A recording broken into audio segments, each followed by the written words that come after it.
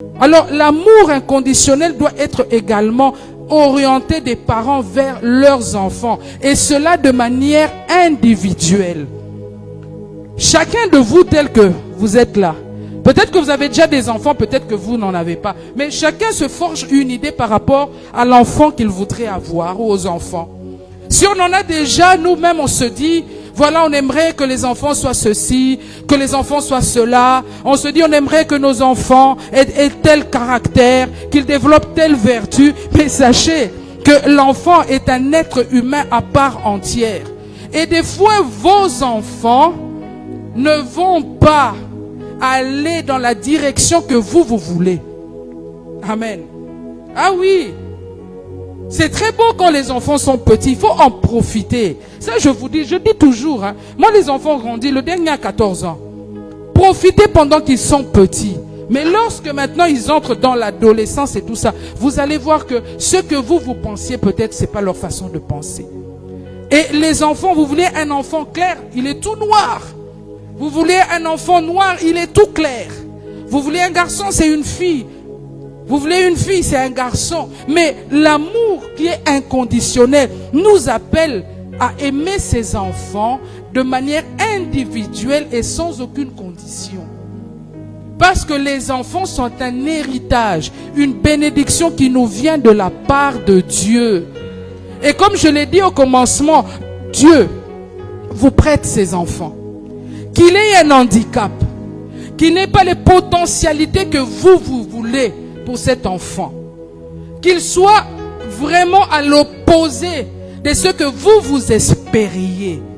Aimez cet enfant, acceptez-le tel qu'il est. C'est un principe pour avoir une famille bénie. Ne soyez pas comme Jacob, qui aimait Joseph plus que tous les enfants.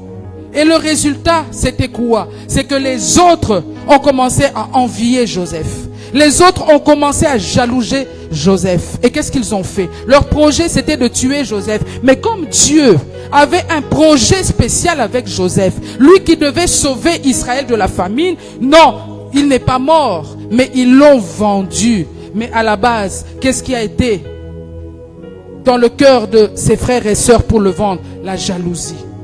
Ne soyez pas comme Isaac et Rebecca qui avaient chacun un enfant préféré. L'un aimait Ésaü et l'autre aimait Jacob. Et le résultat était lequel? Vous avez 10 enfants. Aimez chaque enfant de manière inconditionnelle pour que Dieu puisse bénir votre famille. Pour que ces enfants puissent grandir dans la sérénité, dans la paix et qu'ils puissent entrer dans leur destinée. Aimez-les, je le répète. Moi, j'ai 6 enfants et je ne pense pas que Maman Gloria, telle qu'on l'appelle aujourd'hui, peut témoigner que j'ai aimé un enfant plus que l'autre. Mon mari non plus. Mais on a divisé notre cœur en 6 parties pour donner à chacun l'amour qu'il mérite.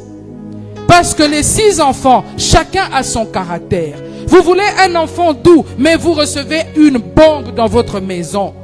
Vous espérez un enfant tout gentil, mais lorsqu'il vous parle, eh ben, il a des paroles bien tranchantes. Ah, être parent, c'est tout un ministère. Et lorsque vous vous rendez compte, à la fin, lorsqu'ils ont grandi, et que vous réussissez à emmener ces enfants tels que Dieu le voulait, eh ben, vous fléchissez vos genoux et vous dites merci à Dieu. Mais c'est un travail de longue haleine. C'est un travail qu'on fait avec le Seigneur. C'est un travail qu'on fait avec le Saint-Esprit. Et c'est un travail qu'on fait en symbiose. C'est-à-dire, papa et maman.